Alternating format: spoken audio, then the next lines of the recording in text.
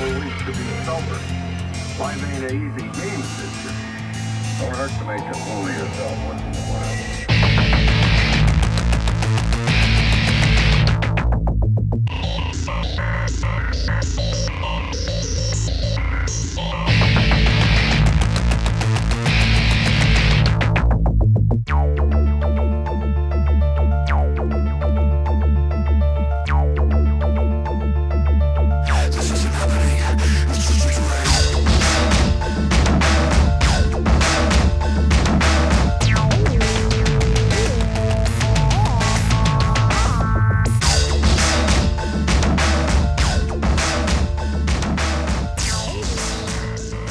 Hello and welcome back to Ouachitalk. I'm Ben, I am your local anti-Donnie. and tonight we have Solo X. Woo! Woo woo. So tell us a little bit about this song we just heard, 39 Spines? 39 Spines.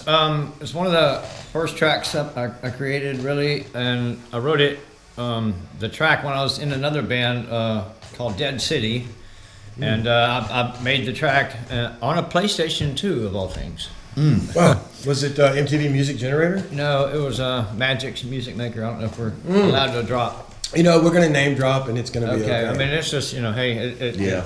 But like, then I kind of showed the track the next day to Josh, the lead singer.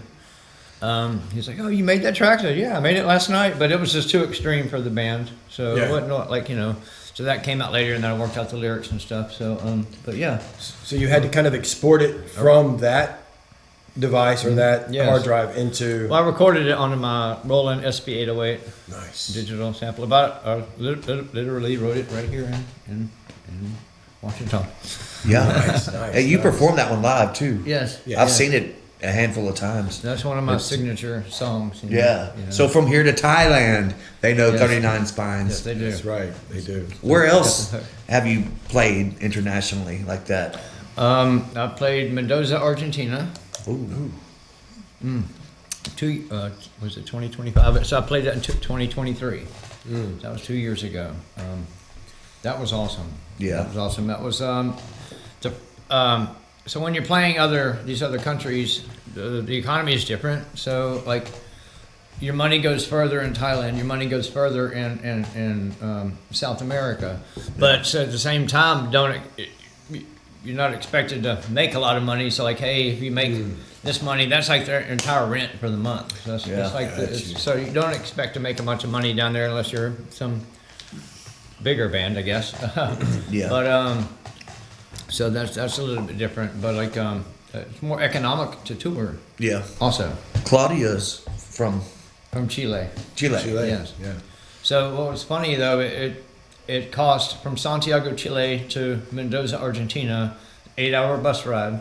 And it's over the Andean mountains, into a whole other country. It was like, I think I paid $40 round trip. Wow. Amazing. Yeah, I can't get from New Orleans to Baton Rouge with $40. So shit. So, but I literally went to another country over a mountain range and back in a super nice bus. Dude. For a lot more economically than I paid $80 for both me and Claudia to go. Wow.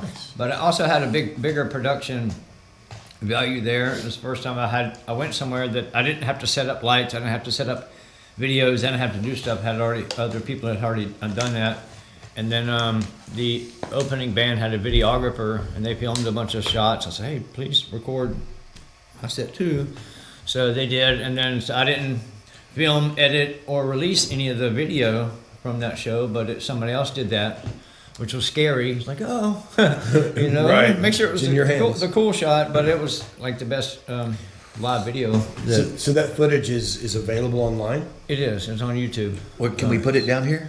Can we put a link? Yeah, I'll put a link down Put there. us a link down there. It's on. So no one get freaked out. It's called Soviet Net Label. It has nothing to do with Russia, but I asked my now bandmate from Argentina. That's his label, but it's about the people. It's not about any government or political system. We don't. So, Gotcha. So basically, you have band members on a global scale. Yes, that was That's the sick, first dude. time I played live with the whole band. Actually, Nice. was Argentina. So I I didn't have a live band at the time here. I mean, had Anthony and stuff, but we never got to perform live together, other than another band. But like, so had a live band in Argentina, but not here. So I had a live drummer and a live synth and guitar player, which was really cool too.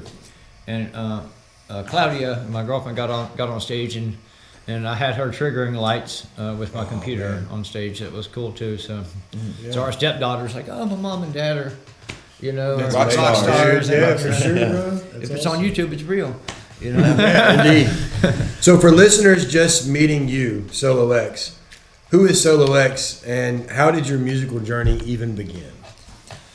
Well, I'm a sampler, and I had to learn how to explain that better, because to me it's like, oh, hey, I mean, I like sampling things. That's my instrument. That's my art. Okay, and I like synthesizers too, but like and manipulation. Yeah, of course. So, but telling people, oh, I'll record things and play it back, that doesn't sound very, okay, that sounds boring. Wow.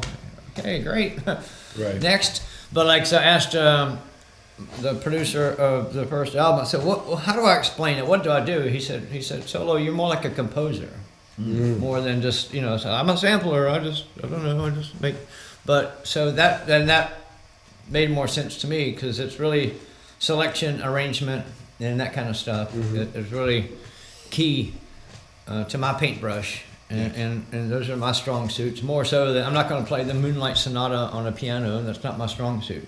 But selecting a piano and a drum and all this other stuff and putting it together and building an entire universe, that's what I do. You have an ear to be able to I have two of them. Well, indeed. And you use them both to articulate when and where and how.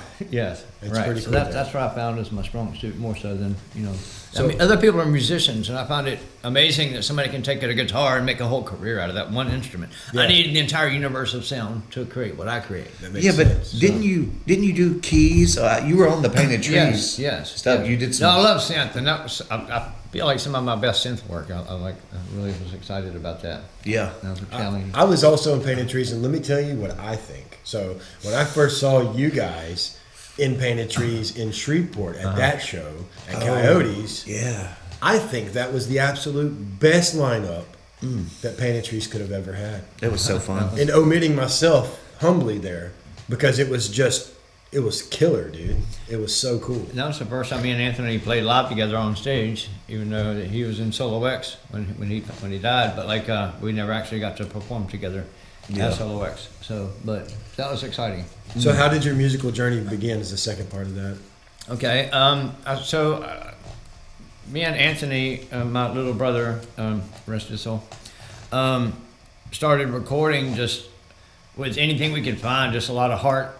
I mean, using toy keyboards, and we had somebody gave us a guitar pedal with no power supply, so we were just trying to, hodgepodge stuff we found, stuff we could get at a pawn shop or whatever, and just like recording on cassette tapes, literally, Yeah. and then like just taking samples of that from movies and just recording a keyboard part and trying to, getting a mixer and mixing and putting them together, but there's a lot of limitations with that, but so that's where it started. Then I finally got my first professional gear, which is like a Roland SP808, so I can record digitally and not have Cassette tapes. cassette tape, yeah. problems. Like after 4 recordings, it's just so much tape hiss. So like, anyway, so that Do was, you still have that? I'm on my 5th or 6th one, literally. I remember when we were recording Twitch, you had to order one. Yes. It was like a whole situation. Yeah. Well, I got to chime in on that. So I ordered one, and then me and Tarnish, my bandmate at the time, we left to go to Denham Springs for his family for Christmas. And anyway, so I'd ordered one. It was supposed to get there. We waited. It didn't show up.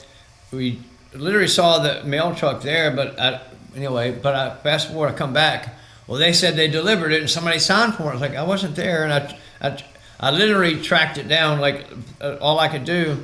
Well, they said, I was like, all right, well, let me think about this. Somebody in the neighborhood had to have signed for it, whatever. And there's an abandoned house next door. So I was like, well, if I was to steal a package, where would I go? And so I would go behind this steps right here next door to mine. So I went back there. I'm looking around for torn remnants or anything. I look in the shed. And the only thing in there is like a box with kind of half tore up. I was like, well, I thought it was some old tile or something. I got in there. I said, well, let me just at least explore this. That's the only thing in there. I looked in it, and that's my 808. Dang. Somebody had stole it, and the guy got scared and left it like in the shed right next to my house. I literally tracked it down. Wow. Just instincts. Yes. Instincts can put No. yourself in the mind of a criminal. It was calling to me. You're Well, basically an investigator at that point. right. Well, Yeah. Let's talk about Twitch though. What does that title mean to you? so Twitch is an homage to Ministry's album Twitch. Okay. So that was arguably the first industrial album I ever heard before. And I don't recall if I ever bought the tape or I just ended up with it or somebody gave it to me. So I remember I was listening to that like on repeat in Beastie Boys, Check Your Head, on repeat, okay, at work, my first construction job. And so fast forward, and I didn't realize how much that affected me. But in other ways, Twitch, there's other elements to that, like say like these extremes in your life. So you could be, say, it could be extreme pleasure, like say an orgasm. You get into your Twitch and you're like, oh my God, this is great, or trauma. You get in a car crash or on your death throes. These are these extreme moments that cause you to involuntarily to twitch. So hopefully that, Interesting. It makes a lot of sense after seeing you perform live at Tsunami and the Trial Bar, Sal Saloon, yeah. all those places that I've seen you perform. Twitch does kind of describe it. And That's a good way to articulate it. Yeah. yeah, anybody saw me at the trial bar, I am so sorry. I owe you money. I'll give you your money back. I wouldn't say that, man. I've improved a lot since that time. Did you approach Twitch differently from your earlier works, sonically or creatively? Well, I made a concept album, and Definitely. was my desire. And so I wanted it to kind of tell a story, more so than an individual song, or just so it's like a bigger picture, using I guess other chapters. So to me, it's like it's maybe I don't want to say an anti-hero thing, but it's like it's really not about the typical like rock and roll stuff. It's not glorifying anything, but it's just a pantheon of human experience that we all experience. It's lust, love, anger, loss, passion, fury. I mean, we all experience those things. We share those moments. Everybody, we all share that. So I'm just trying to tap into that and go through some of these base emotions. Some are just raw. I'm just really, and if we don't say that we don't feel these things or think these thoughts, then you're not being honest with yourself. Right. Now, this is what civilized people, we have these thoughts and we don't act upon them. Like, I want to go choke somebody or hurt somebody, but I don't act on it because but hopefully through the album, people can release into the music and then be released by the end of the album, and they're purged of those, and then they can move on with their life, hopefully. And I remember Anthony said, dude, listen to this. He played, it was Creepy Time. And the first lyric, solo screams, Lost in Dreams. And I was like, oh, dude, this is a story. Like, and then I just got into that, and I was like, I can't wait to hear this album. And then listening to the album, this is a concept record, dude. Completely. This is a story. I mean, it's almost an intergalactic story, but it's so real. And thinking about Creepy Time, it's I'm singing it differently. Obviously, I'm more like in a way kind of speaking. So it's like you can hear the lyrics, and it's very easy to pick up on the lyric writing and stuff. But that's about evolution of the soul, or evolution of. I mean, I don't mean like some evolution stuff, whatever, about I'm going to grow a third arm or something on my back or something, but like just evolving as a human being and having experiences, have them teach you and guide you, and then moving on, and then hopefully becoming a better human, through these experiences, even at lots of mistakes, you get tired of banging your head against the wall. Speaking of heads, what kind of headspace or inspiration fueled this project? Shitty music. Yeah. Shitty music. I mean, it's like my answer to like all this garbage, and it's like it's like bubble gum. It's made to be sweet and tangible and whatever. But like after 30 seconds or a couple of minutes, it's gone, and then you spit it out and you never remember it. And I want something to last. I want something to that resonates with somebody and not just capacitates that moment. I want to literally be with them in their life. In theory, yeah. Well, your answer reminds me of something Frank Zappa once said. He was asked, and I'm paraphrasing, he was asked what inspired you, and he said, everything I do not like. Okay. All the songs that I've heard they're dissonant to me, inspired me to create the songs that were in line with what I wanted.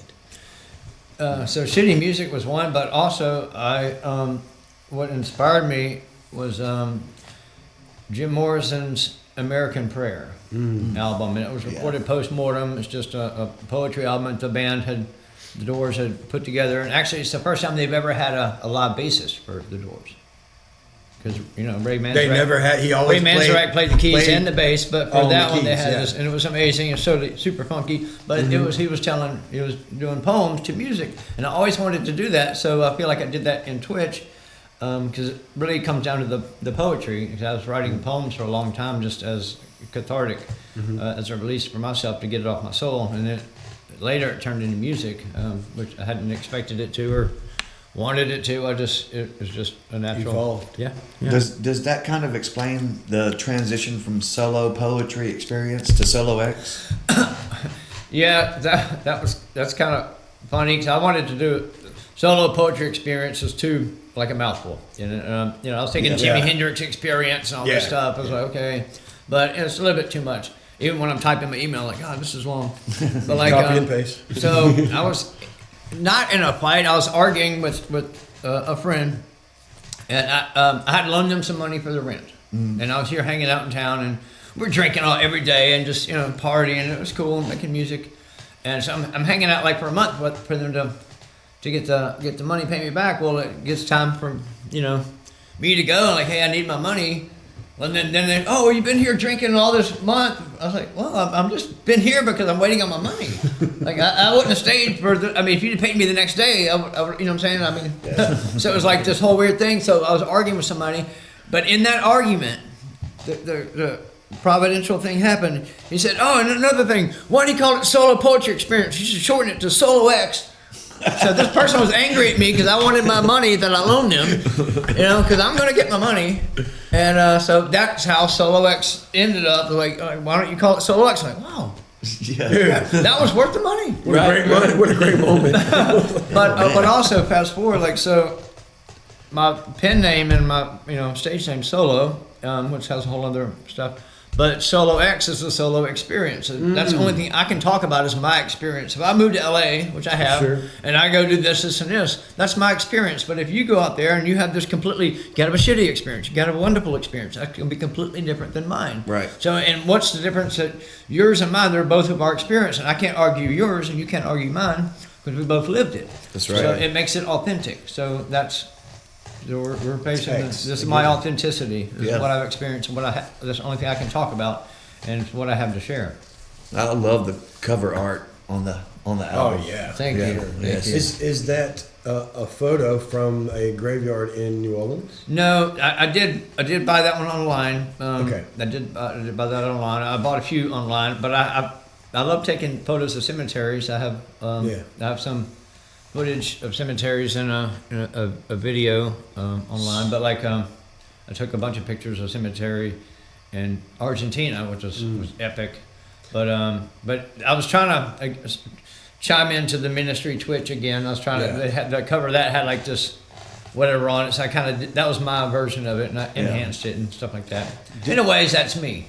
Yeah. That's me. Yeah, Just kind of looking at her like, well, why am I here? What's going on with this? Didn't you commission some of the artwork, particularly for the project, though?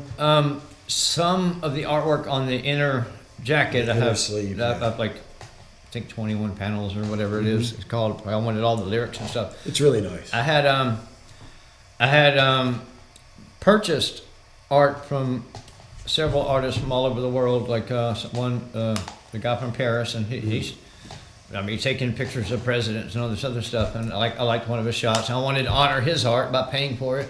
Yeah. Say, hey, what do you want? Can I use it for the album? I think it was like $30 or something. Like, cool, Oh, yeah. you know. Just wanted to support and honor other artists and not steal or plagiarize. And another Right, guy right.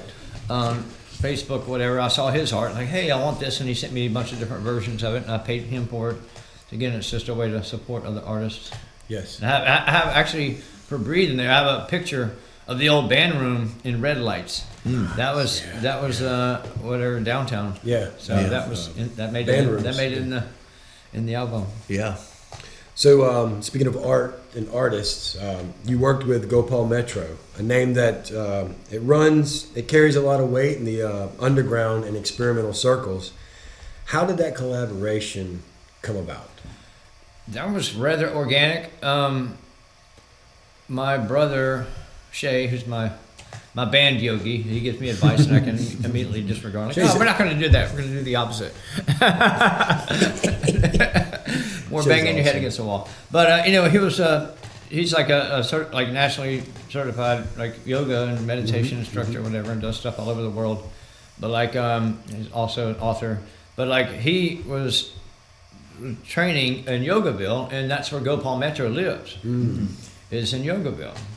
And Satchidananda's Yogaville, that's over there on the East Coast. But like, so he was sitting, and he talks to Gopal and everything. Well, he told me about Gopal. I was, oh shit, okay, really? And then, I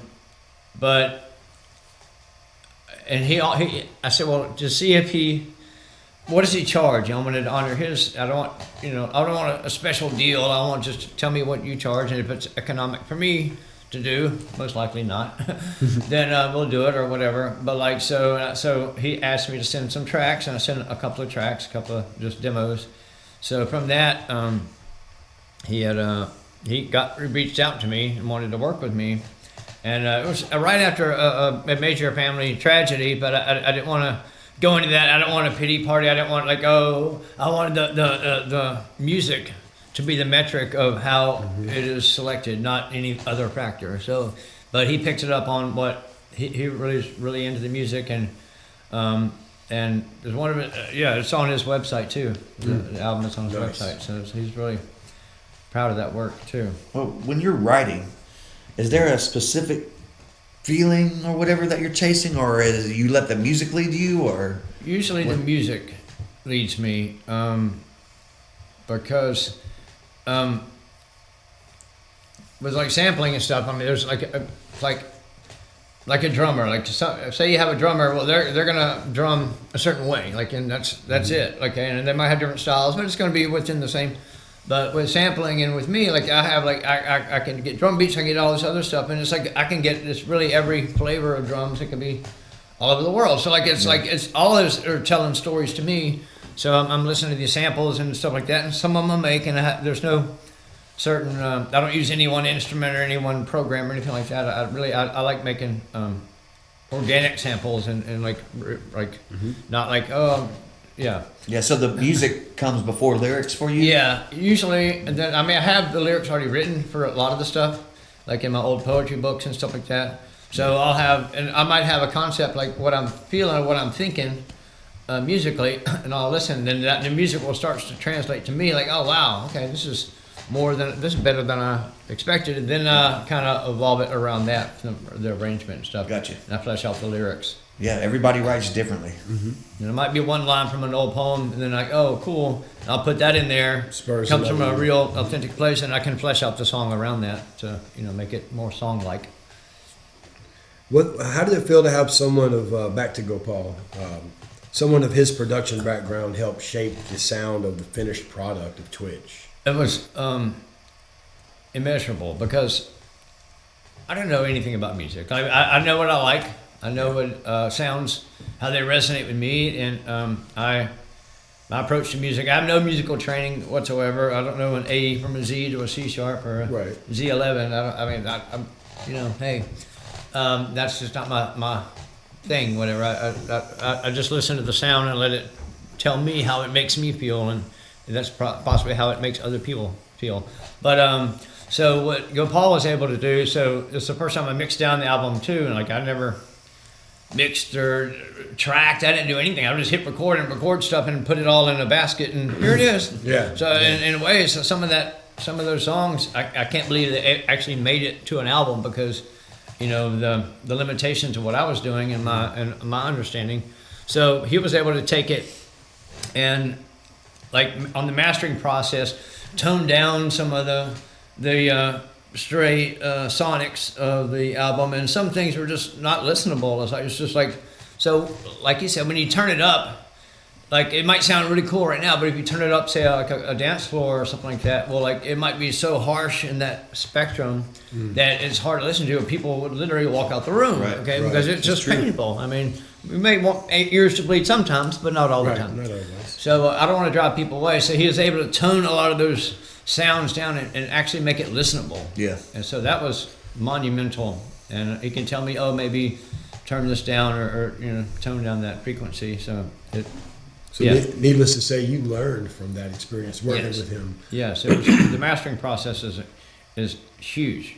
Yeah. It is huge and never should be taken for granted, for sure. And that tracks well with your next endeavor. You're still working on the next album. Yes, the next album is Glamorizer. It's the complete opposite of the first album. I don't know if you want to talk about that now or not, but Go for it, man. So the first album is about the human experience, but the next album, Glamorizer, I just finished recording the title track, whatever, like a few days ago in the big studio in New Orleans. But it's about inner city life, and it's about the glorification of money and sex, drugs, power, but all this stuff. But it's all hollow. It's all shallow, and it's like what makes life is the connections. Yeah. And relationships you have with yourself, with your family, your friends, with the planet, with each other. That's what makes life. But all these other things are temporary and can be taken away. So I'm using those as a thing. It's going to say, it sounds like I'm glorifying all this stuff, and it's going to be unabashedly sexual and just talking about drugs and all this stuff. But I'm not glorifying it. I'm trying to show it like, hey, this stuff is hollow. There's an end to it, and it's just like it's loneliness and death, and it's not. It doesn't fulfill you. You are not your khakis. Right. It's a point of view piece. Yes. So that's the next album. So it's completely opposite of the first one. Nice. So excited about it though. Wait, do you have a release date or an idea? I mean, I have. Not yet. So I'm just working on the tracks right now. I got most of the tracks done, and we just got to get in the big studio and recording it. So that's I'm in the process of that now. Nice. And I'm not sure exactly how many songs are on there. I've got a bunch of songs ready to go for it, but as we get them finished, I want to see how they paint the picture for the album too, and some of them are going to get left to the wayside. Yeah, in that process. So. B-sides. Yeah, yes, definitely. Gotta have the B-sides, man. Decent. Yeah. So you played shows in Thailand and Chile, Argentina, across the states from spectrum to spectrum, coast to coast. How do the fans or the crowds differ from one to another?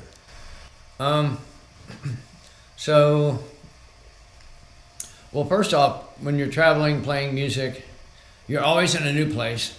You're always playing for people that's probably never heard you before, unless you're like unless you're like painting trees or something. Right. People just, oh my God, but no one's ever heard you. So like you're coming across to a fresh audience. They don't know what to expect. They don't know if they should be there or not. They're waiting for you to get out of the way so they can hear the main band or whatever. So it's like I like to read the room and see how each song, translates to the crowd. Are they dancing? Are they paying attention? Are they standing up front? Are they talking? Yeah. Not listening at all. I mean, what's going on here? And that's that measure. But like when playing other countries, it's instant. Glamour points. And you get back to glamour because like I mean, if you're say you're in Thailand and I'm over there playing, they're from the United States, they're New Orleans or LA or whatever. I was living in LA at the time, and then there's a band from LA is coming to play Thailand. You must be somebody. Yeah. Even though I bought the plane ticket, I paid for the hotel, I paid for everything. Like but if I'm here, I'm gonna play. So anyway, so I mean, no one gave me, you know.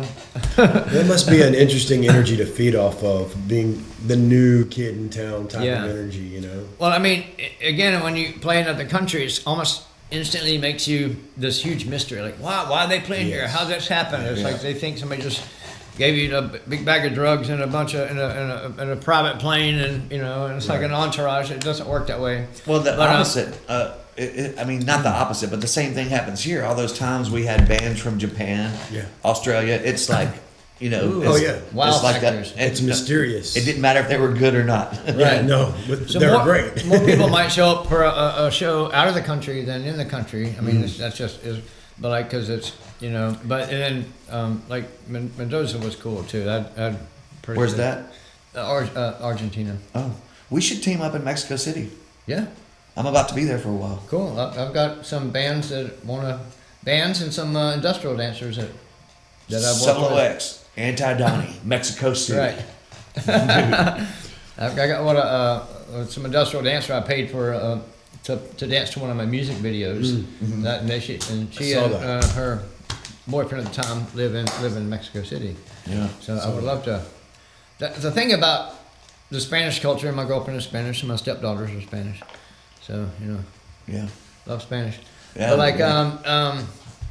the thing about the Spanish culture and community, it's like there's a whole army of people that love electronic music. They love music.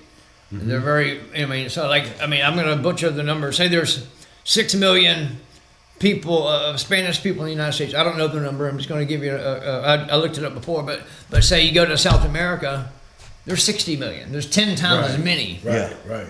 And it's all the same culture. So it's like wow. So it's like it's just it's a lot of people's untapped resource and listeners and fans, and you know we've got lots of fans in you know South yeah. America. Was there a particular show or country that has left a lasting impression on you?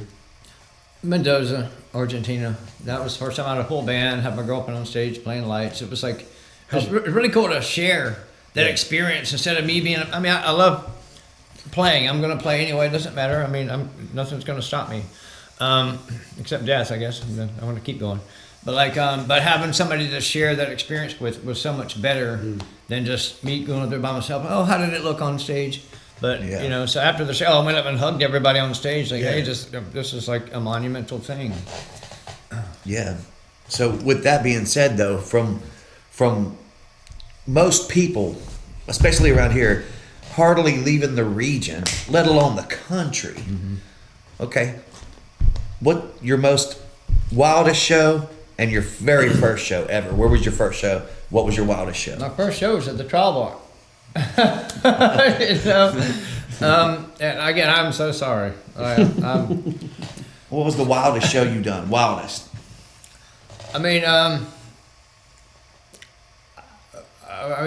to go back to, I guess, Argentina, just because, somebody, for me, I knew it was a signpost in my evolution of the band and everything to play this other country and play in another country besides Thailand, you know, and it's something that most bands never get to say they do. If you pay for it or somebody paid you, it doesn't matter. You still do it. Right. So, you know, it works well in a conversation. Oh, Yeah. I just get to playing Argentina. Oh yeah, it does. It rolls off the tongue. Yeah, but no- like,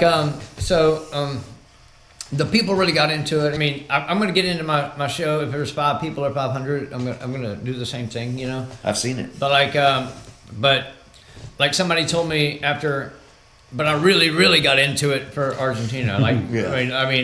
I just I don't hold back anyway. But like I knew there was like. If I could go to 11, I was going to go to 11. Yeah, Yeah. it's But a like- do or die moment. Yeah, and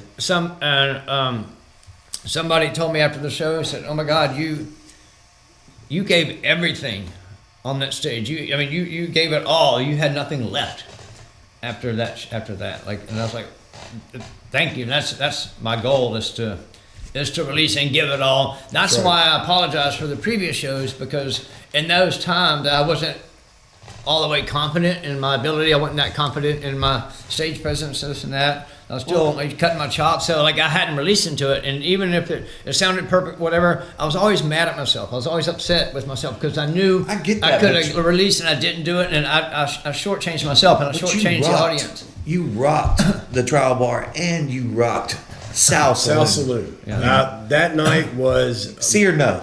dude, come See. on. It seared into my soul, Wow. just the experience, because with the weight of everything that was going on in our lives, Yes. you know, and for us all to get together and to release together that energy.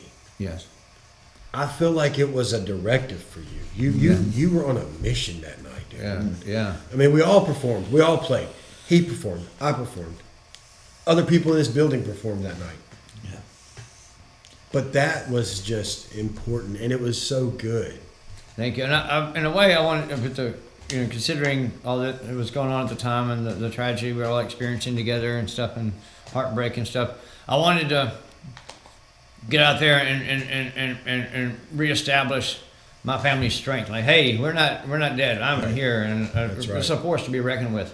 For sure. You It was so good, dude. so here we are. So It was my and I'm personal- carrying the torch for my That's right. fallen comrades that music, like, so like they pass me the torch, and every time I get on stage, they're with me.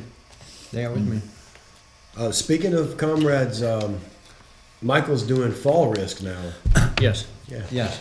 Yeah. Dig that stuff, too. And he's getting on stage with me again too. He's Awesome. with some shows, Cool. some stuff he needed in his life for his Yeah. family stuff, and He's got losses. legs.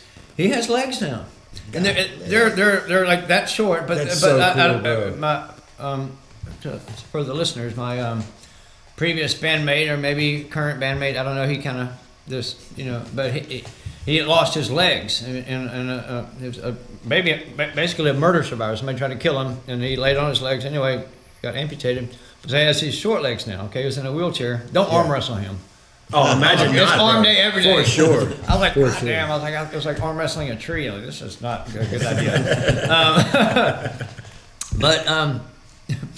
Yeah, but he has these short legs now, and like, so I mean, people don't understand. Like with that, the scar tissue, and it hurts. It's just not easy. Oh, just put on legs and walk. No. Okay, wow, it's It's a easier to whole say in a experience, sentence man. than actually do. And especially gravity, learn how to walk with these. So he has the short one, so he can actually Yes. walk now. It's much easier for balance and just everything else. And so yeah, It's a journey, man. and it comes in handy. Something happened. I'm not going into the whole story, but somebody was messing with him. And how do you mess with a man with no legs? I wasn't there. I wasn't there. God, I wish I was there. So wish I was there. Dude. Take me back in time. Right. But Micah handled it. So he literally he told his wife that who's in a wheelchair. Nikki, she's sweet. He said, "Honey, I'm sorry. Go inside.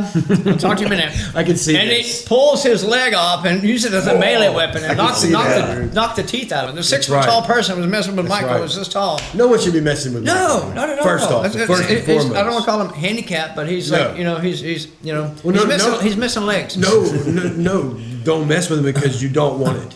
Yeah, You no. don't want it. He will climb up in I your can- face and just he'll fuck you 100%. up. It's crazy. Like Lieutenant Dan style. yeah, no, he did.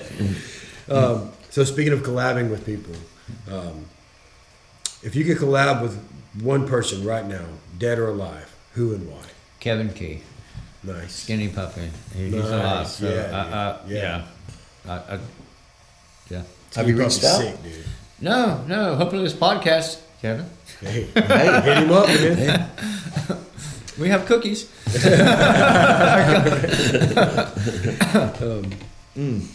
So And chime into that, and like not anything, but a lot of the, and I take this as the greatest are compliments, but a lot of people, when they say they listen to my music, and they're like, oh, well, there's a lot of the names, the band names that come up that remind them of these bands is Skinny Puppy, is Ministry, is Thrill Kill Cult. yes. So these things consistently come up over and over and over again, and being When I hear love all when I that. hear Tomahawk, I think of you. Really? What do you think of them?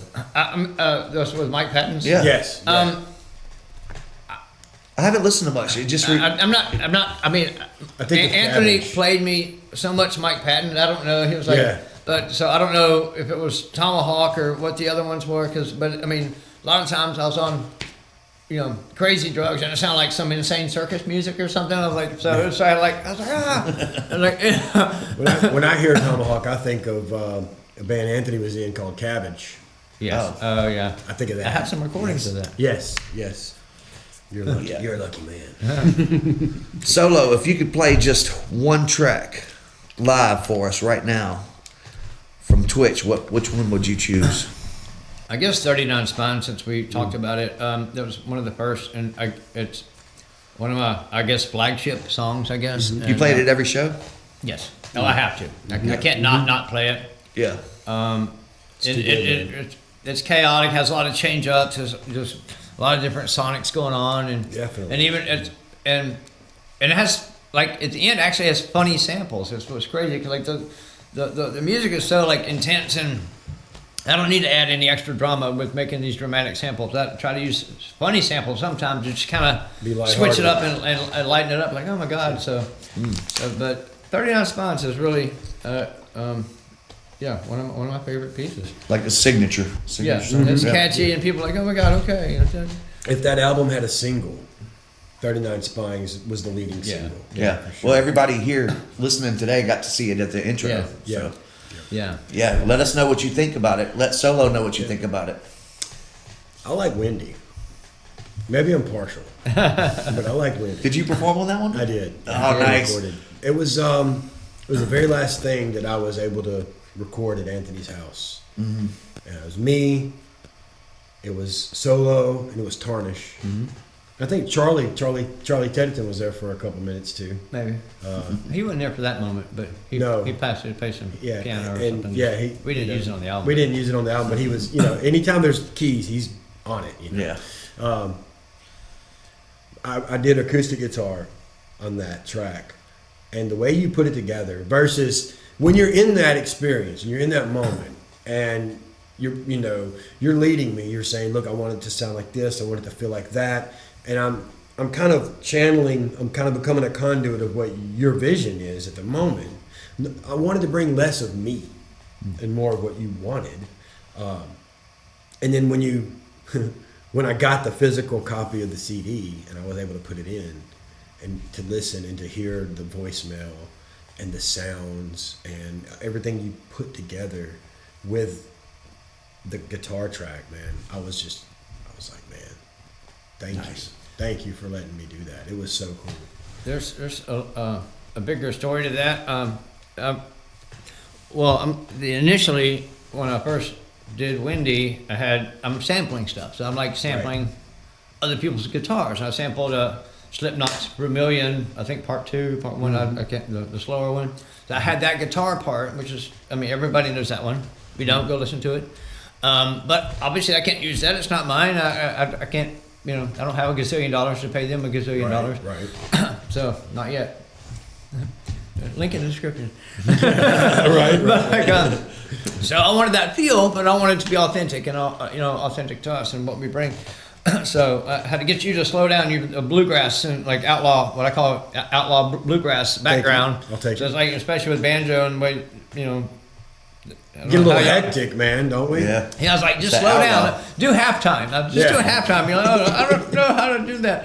But like, so it was interesting too to actually to be able to craft and I guess show some of the composer side. Is like, hey, put this note here, add this, add this note here to make it like this. That way we can play it, and have that final on the fourth measure, whatever bar measure. There was 16th note, whatever. So then they craft it, and I was able in the DAW to actually move some stuff, just fine tune, just that little bit extra, Yeah. And then so to me now, that is way better. That guitar, the part that you did, is way better than what I had The originally. sample, yeah. It's better than the Slipknot Rebellion. Nothing against that, but that's perfect for their song. This is perfect for our song. It was. And it's memorable. We recorded at Anthony's house, and it's like all there's emotions and stuff flowing. So it made it an authentic thing. I can remember the exact magical moment where you were like, whoa, do that, now do this. Yeah. Now do this. A Stand composer. on one foot. And Composing. Rub your belly, pat your head. And I mean, Wendy, like it's in perfect. the story of that, like a friend of mine, Wendy, was a bartender at Antiques in New Orleans, and she got shot and killed in the street. Okay, or she got a robbery gone bad or whatever. She gave them the money, and they ran around and they shot over their shoulder and hit her, and she died right there. But like, stories of the street. But like, anyway, so you could still call her voicemail and get her voice message for like a month or two. So I did. I called it and I recorded it. And this is before. Actually, I think I don't know if I was even doing Solo X at the time. I'm not really sure, but like it's been a while. Time keeps going. But I always wanted to do I always said I'm going to take that and make a song out of it. So I finally was able to do that. So being the bonus track. The phone's ringing for 9 minutes and lets just everything cool off, and the CD doesn't change, it doesn't go to the next song, it's just purposeful, kind of dead space. And then Wendy picks up on the voicemail, but it's the last time we hear her voice, and that's honoring, again, the people that have fallen before us. That's a really good story. Yeah, so I was able to complete the mission and put her in it. But instead of honoring just Wendy, I honored Wendy and Anthony and Renee in the album too. They're all three voices are in the album. Mm-hmm. It's such a powerful album, Justin. Thank you. I love it, man. Thank you. It's very personal. It is. Obviously. So I think you kind of answered the next question I had. What role does vulnerability play in your songwriting? I think it's hand in hand. Well, I think it's essential. It's absolutely essential. At the beginning when I was writing, I was like, I was not embarrassed, but I was like, I realized the vulnerability of it. I was like, wow, I'm exposing my inner passions or soul or things that hurt me. I'm like, this is like, you're looking under the armor here. Like, wow, how can I expose that to people I don't even know? Yeah. But at the same time, it's like, that's maybe not where I'm at, but where I was. And that's just like a marker through your life. So it's like, and without being authentic, I mean, that's really all that we have is your authentic self. And there's a term in the street of New Orleans called "real recognizes real." So on that, it's like the people they may not like the genre, or whatever. I mean, that might not be their thing. They want to listen to whatever, but they understand that resonate with that realness or that authenticity. Like, wow, like that's not my genre, but I resonate with the lyrics. I resonate with what you said because I connect with it. And that's what I want is people to connect with it. And I'm going to chime in, compress this with another story about Wendy. I think it goes in another question you had. But like, so when I recorded Twitch, I had a bunch of friends online and people I've never met, whatever, but I wanted to, people I talk to regular, so I mailed them all a copy of the CD. And here, just check it out, just here. First one's free, kids. Right. Anyway, and through that, people listen to it and stuff. And so a friend of mine had online, we were talking for years, he had a tragedy, something like his girlfriend died, something happened. It was like this deeply painful moment, deeply painful. And he called me and he told me about it, but he said, Justin, he said, he had thoughts of suicide and all this other stuff and he said, so he locked himself in his room and with black lights and stuff, and it might be crazy. He played Wendy for 8 hours. Wow. And that helped him, that authenticity, that realness, that vulnerability of mine helped him carry through that deeply personal moment, carried him through thoughts of suicide, and it helped, I was with him, my music was with him in that deeply personal, deeply painful moment, and it helped guide him through that moment and get to the other side. Brother. That to me, that gives me chills. I'm like, wow, like that's a connection. It's not bubblegum. It's not, It's you like, can't buy that kind of vulnerability and feelings. So and it's not, and Wendy's not even a track I played live because I will. Right. Like, it's cool, but like it's just so different, so slow. It's I don't know. So but yeah, all the music is important. If I play it live or not, it doesn't mean it's not important. Right. But it's just what I'm trying to gauge and craft the show to be. So. But that was deeply powerful to have that story and how. Mission complete. Yeah, I mean, I just again, I want people to be liberated and guide you past that moment, so maybe you can be move on with your life. Hopefully, and that's an ambitious goal, but apparently it's worked before. And what would you say? What kind of message or mantra would you share with some of the youngsters or anyone chasing their first album? If people say you can't do it, get rid of them. So at a certain point in my life, there's people that don't support you. There's people that do support you, and the people that don't support you are going to be monumentally more. It reminds me of a Bukowski poem. I'm not going to say it, but he said, "Hey, if you're going to go you're going to try go all the way." Okay, and that poem is online on YouTube. You can listen to it. It's powerful. It gives me chills. But it said, "Hey, it's like you got to be willing to."